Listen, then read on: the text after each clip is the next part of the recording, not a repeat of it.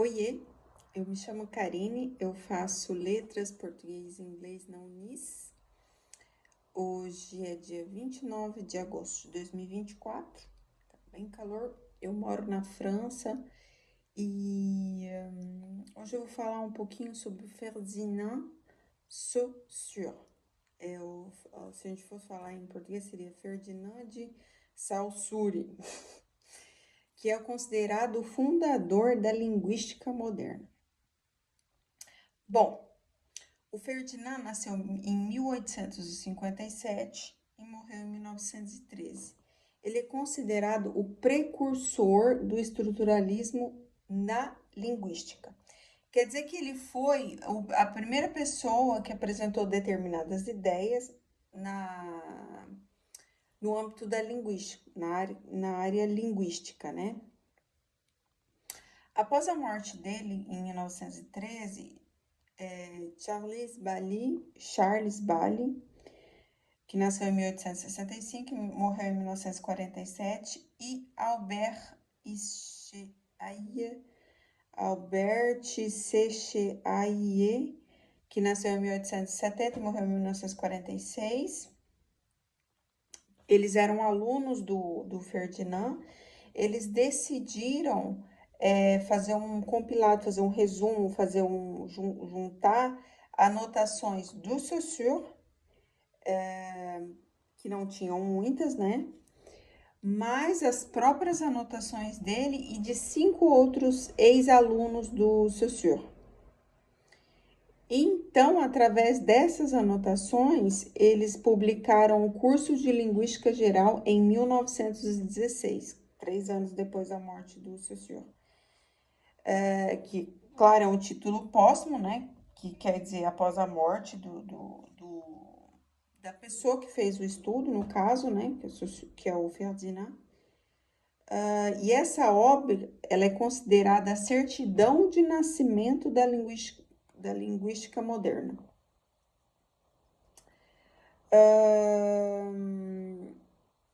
Antes de eu dar continuidade, né, explicar um pouco o pensamento dele, vou contar um pouco da história dele. Em 1800, bom, ele nasce lá em 1857 e em 1877 ele publica o primeiro artigo dele na Sociedade Linguística de Paris sobre o sistema primitivo de vogais nas línguas indo-europeias. Daí, 2 anos depois, em 1879, ele apresenta sua tese de doutorado, que é sobre o emprego do genitivo absoluto em sânscrito, que é um... Bom, após isso, de 2 anos depois, em 1881, de 1881 a 1891, quando ele teve de 24 a 34 anos, ele foi professor em Paris de gramática comparativa. E esse fato foi muito importante para o desenvolvimento da linguística francesa, tá? Ele ensinou também, depois disso, ele ensinou também linguística indo-europeia. Antes dele voltar em Paris mesmo, ele ainda ensinou linguística indo-europeia antes dele voltar para a Suíça, porque ele era suíço, né? E ele foi professor na Universidade de Genebra até sua morte em 1913. Bom, então vamos lá. Tá, depois da publicação desse curso, né, de 1916, tá, mas antes dessa publicação, depois que ele volta, no caso, que ele volta para a Suíça, ele deu essas anotações, esse curso de Linguística Geral, ele é baseado em três cursos que ele deu, que esses alunos fizeram esses, né? Tipo assim, ele deu 3 anos de um curso, anotações baseadas em 3 cursos de Linguística Geral. Ele deu durante 3 anos, né? Durante 3 períodos, ele deu um curso de Linguística Geral de 1906 a 1907, 1908 a 1909 e de 1910 a 1911, certo? Então, esse compilado que eles fizeram é baseado nesses três cursos, porque esses alunos que ele teve foram esses alunos que fizeram esses 3 anos, esses 3 cursos que ele deu, né? De linguística geral. Bom, a teoria do Saussure, do Ferdinand, em português, é baseado na teoria semiótica. Essa teoria, ela é semiótica porque ela é baseada na semiologia. O que é semiologia? É a área do conhecimento que se dedica a compreender os sistemas de significação desenvolvidos pela sociedade. O que quer dizer o quê? O que significam as palavras criadas por uma sociedade? É a área do estudo, né? A área que estuda o significado das palavras que cada sociedade cria. Então, o que acontece? Dentro desse estudo linguístico dele, ele acreditava, né? Ele tinha um conceito de que existia um sinal linguístico que ele chamava, em francês falava signe linguistique, mas se a gente for traduzir em português, seria sinal linguístico, que é uma unidade de expressão da linguagem, entre outras palavras, é a própria palavra em si. E ela é composta por duas partes. Em francês, signifier, que se a gente traduzir seria significado, que designa o conceito,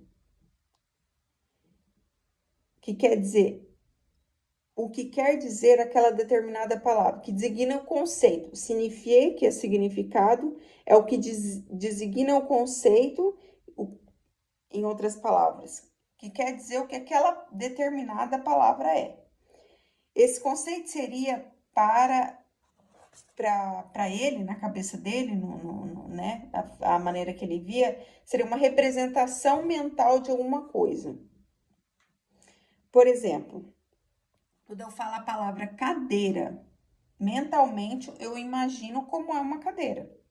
Então, isso seria o signifier, que seria o significado da sinha linguística, que seria a própria palavra, no caso, por exemplo, cadeira, certo? E estaria dividido também, que está dividido em duas palavras, que é o signifier, que é o significado, e o significante, que é o signifier e signifiant. Signifier seria significado e signifiant seria significante. Bom, eu expliquei já o que seria o significado, né? Que é o que a imagem mental que a gente faz quando a gente diz uma palavra. Eu falo a palavra cadeira, eu imagino como é uma cadeira fisicamente. E o signifiant, que designa a acústica de uma palavra, ou seja, o som que aquela palavra faz. O som que ela produz. No caso, eu acabei de falar, dei um exemplo de cadeira, é o som de cadeira. Isso seria o significante. Para ele, a linguística está dividida em langage, em francês, linguagem, langue, língua, parole, palavra. A linguagem, qual que é a função? A linguagem, para ele, tem a função, habilidade, faculdade universal, seria o quê? Seria a faculdade, seria a habilidade que todo ser humano possui, que todo ser humano possui. Que a linguagem é uma habilidade que quando a gente nasce com essa habilidade de falar, de se comunicar. Entendeu? A língua é o produto da linguagem, é um sistema de comunicação particular que é próprio de uma determinada comunidade. Cada língua possui um funcionamento e uma realidade própria. e ela é organizada por regras e pode ser aprendida, mas também reflete o meio ambiente que ela está inserida, no caso. Um exemplo, a língua, a gente está falando de língua, a língua francesa, ela é própria, ela pertence à comunidade francesa, entendeu? Da onde que ela vem? A língua, o francês, ele vem da comunidade francesa. E por último, a palavra, a parole, que é a palavra, traduzindo para português. É uma utilização, o que significa essa parole para ele? É uma utilização pessoal da língua, pois cada pessoa possui sua própria maneira de falar. É um fato pessoal. E ela está baseada na evolução, nas mudanças que ocorrem na língua. Quer dizer, a parole seria o jeito que cada pessoa fala, porque cada pessoa tem uma história de vida, tem uma individualidade, ela pode ter tido contato com outras, então ela tem um jeito próprio de falar. Para ele seria essa parole. A língua para ele também tem duas dimensões, a diacrônica. O que seria essa diacrônica? É uma abordagem, um jeito de estudar a linguagem que ele é focado na evolução histórica dos fatos, estruturas de uma língua com o passar do tempo. Quer dizer, ele tá com foco nas mudanças que ocorrem nessa língua com o passar do tempo, né? Ele vai vendo como que, por exemplo, a gente falava muito, sempre falou estava, hoje a gente fala já estava. Isso levou um tempo, essa mudança levou um tempo para acontecer. Então, é um estudo diacrônico quando a gente fala dessa mudança de estava para tava. E a sincrônica já é uma abordagem, uma maneira de estudar a linguagem, né? O dialeto, focado